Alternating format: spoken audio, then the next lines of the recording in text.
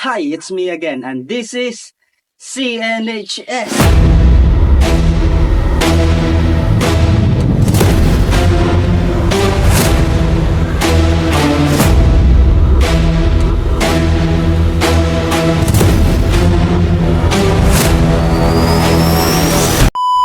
Ito ang Calbiga National High School at hindi ito isang pangkaraniwang eskwelahan. Isa ito sa mga famous high school dito sa 2nd District ng Samar. Mula sa mga academic achievements ng students and faculties ay ang mismong campus nito. And this is the famous hanging bridge. Isa lang naman ito sa mga atraksyon papunta sa campus, ang hanging bridge na may habang 121 meters at nagdudugtong ito mula sa National Highway papunta dun sa mismong campus. Don't worry, matibay ito, gawa ito sa bakal na kable at mga tubo. At may taas din itong humigit kumulang 5 meters mula sa tubig. Check out natin kung ano na yung mga bago dito sa campus ng CNHS. At para makita natin yung kabuang view ng campus ay kailangan natin ng aerial shot.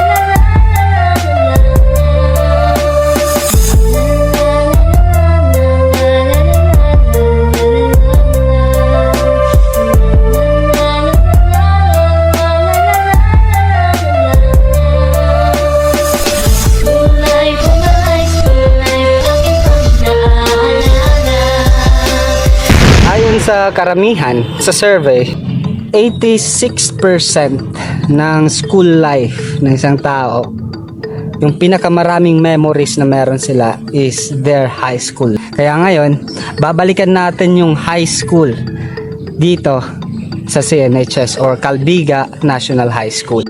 So bale, itong hallway na to dito, diretso doon. Yan pa yung original hallway 10 years ago. Hanggang dito sa pathway na to, diretso pa rin yun doon sa labasan na may hanging bridge. At dito sa part na to ay yung mga payag.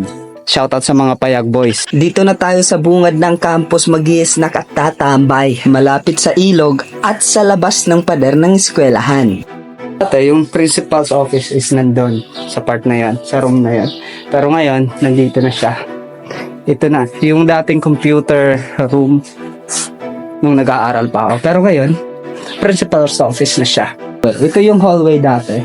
Nag-floor wax pa tayo dito. Ewan ko lang kung nag-floor wax pa sila. Pero nag-floor wax kami dito sa hallway na to. Dati no, daanan to dito at may nakasabit dyan na yung rim ng sasakyan, ng gulong ng sasakyan, yung rim niya. Nakasabit yun at yun yung pinaka-bell namin. At sa kasamaang palad nung time na yun, may isang teacher kami na nahulugan daw sa ulo. Ako mo, di ko maalala yung pangalan, pero i-comment nyo na lang kung anong pangalan ng teacher na yon. Ito madami makaka-relate dito. Itong pinakadulong room na to, dito, sa part na to.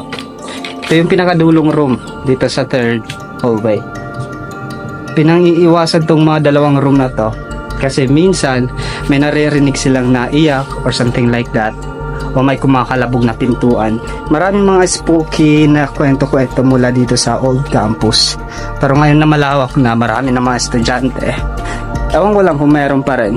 Dito kwento-kwento lang Totoo to. Maraming mga kaso dito ng mga sinasapian nung araw.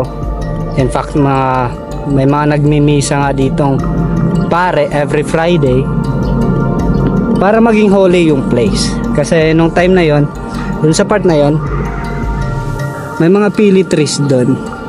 Tapos yung dalawang malaking pili trees na yon, sinasabi ng mga albularyo na doon daw nakatira yung mga maligno, yung mga engkanto ganon. Kaya marami mga sinasapian. Usually yung mga sinasapian dito mga babae. So buti na lang hindi ako isa sa mga sinapian. Kung sinapian ako nung mga time na yun nung nag-aaral pa ako dito, siguro ma-perfect ko yung exam. Sasabihin ko sa sa sumasapi sa akin, tingnan mo dun sa sa answer sheet ng teacher namin kung tama ba lahat ng sagot ko. Hindi cheating yon, sinapian ka wala na makakita doon. Ang dating plaza namin ngayon, may bubong na siya, mas malawak pa. Dito kami nag-flag ceremony, binibilad kami dito hanggang 7:30 ba yun? O hanggang 7:45, ganun, ng umaga. Walang heat index nun. Ang lawak. Sobrang lawak ng bagong field nila. Yan. Papunta dun. Perfect to para sa mga nagwawala dito sa campus. Dito kayo magwala. Kita? Ang lawak, di ba? And yes, nakapader na po dito. Kaya hindi na tayo makakapunta dun sa ilog. At dito naman sa kabila, yon, nakapader na rin dun. Wala na papunta doon sa dating clubhouse. Grabe, wala akong masabi. Congratulations to the management of this campus for doing a great job of improving this school. Our school. Gusto ko malibutin lahat ng mga bulletin dito. Pasensyahan nyo, napagod na ako. Kakaakyat at kakalakad mula pa kanina. Shoutout nga pala kay Kuya Guard na pinayagan tayo mag-video sa loob ng campus at magpalipad ng drone. Maraming salamat sa'yo. Mabuhay ka. Umuwi na ata eh. And so that's it for today and see you on our next video. Bye!